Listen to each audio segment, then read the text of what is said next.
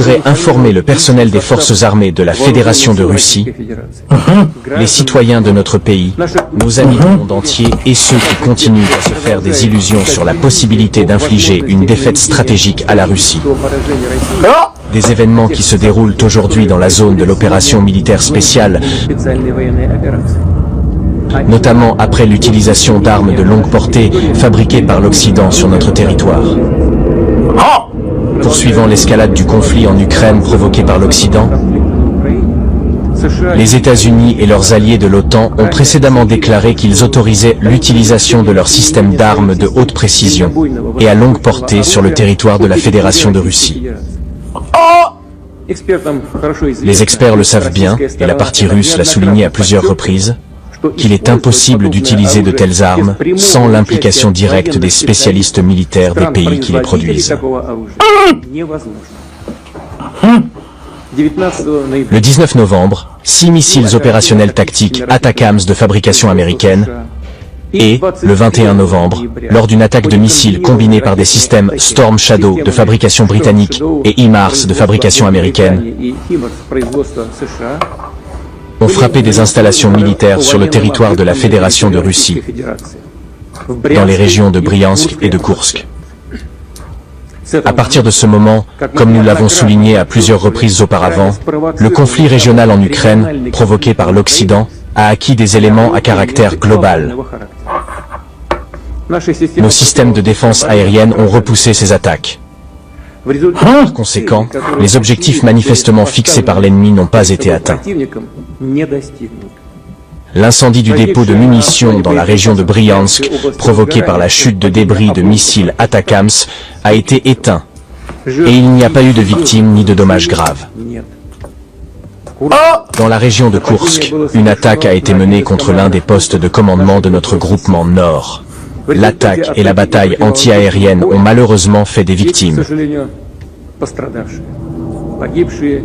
des morts et des blessés parmi le personnel des unités de sécurité externe de l'installation et le personnel de maintenance. Le commandement et le personnel opérationnel du centre de contrôle n'ont pas été touchés et gèrent normalement les actions de nos troupes visant à détruire et à expulser les unités ennemies de la région de Koursk.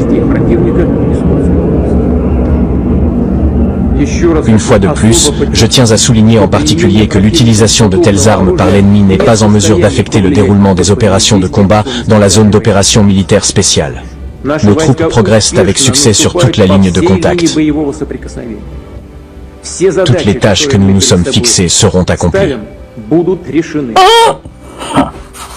En réponse à l'utilisation d'armes à longue portée américaines et britanniques, les forces armées russes ont lancé, le 21 novembre dernier, une frappe combinée sur l'une des installations du complexe de l'industrie de la défense ukrainienne.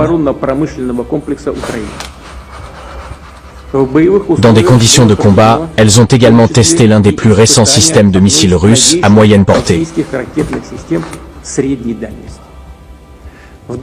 En l'occurrence, un missile balistique à configuration hypersonique non nucléaire.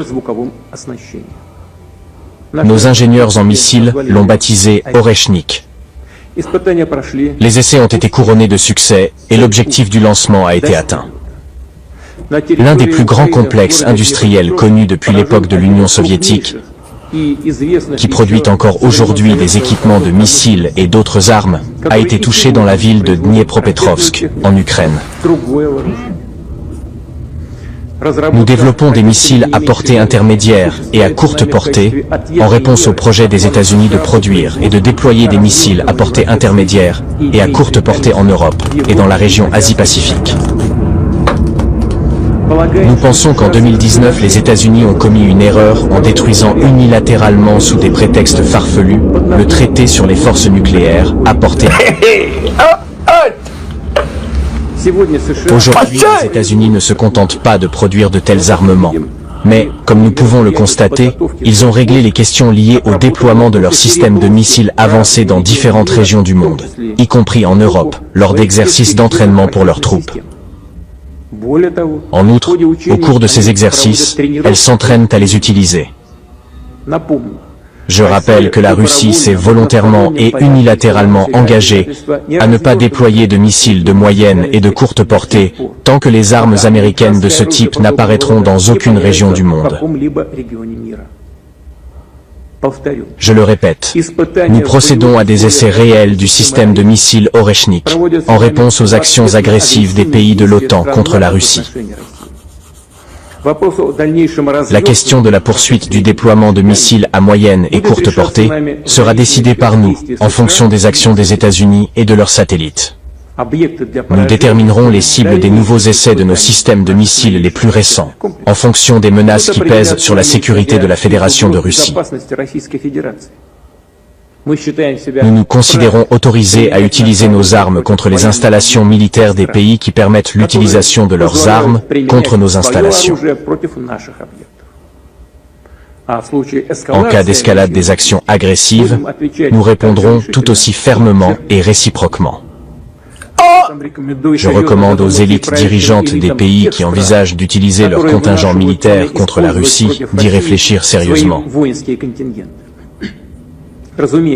Bien entendu, en choisissant des cibles pour des systèmes tels qu'Oreshnik sur le territoire ukrainien, en cas de nécessité et en guise de réponse, nous proposerons à l'avance aux civils, ainsi qu'aux citoyens de pays amis qui s'y trouvent, de quitter les zones dangereuses. Nous le ferons pour des raisons humanitaires, ouvertement, publiquement, sans craindre l'opposition de l'ennemi, qui reçoit également ces informations. Pourquoi sans crainte? Parce qu'il n'existe aujourd'hui aucun moyen de contrer de telles armes. Les missiles attaquent des cibles à une vitesse de Mach 10, soit 2,5 à 3 km par seconde. Les systèmes actuels de défense aérienne disponibles dans le monde et les systèmes de défense antimissiles créés par les Américains en Europe ne peuvent pas intercepter de tels missiles. C'est impossible. Je souligne une fois de plus que ce n'est pas la Russie, mais les États-Unis qui ont un système de sécurité internationale et qui, en continuant à se battre et à s'accrocher à leur hégémonie, poussent le monde entier vers un conflit mondial. Nous avons toujours préféré et sommes désormais prêts à résoudre tous les différends par des moyens pacifiques. Mais nous sommes également prêts à faire face à toute évolution des événements. Si quelqu'un en doute encore, c'est en vain. Il y aura toujours une réponse.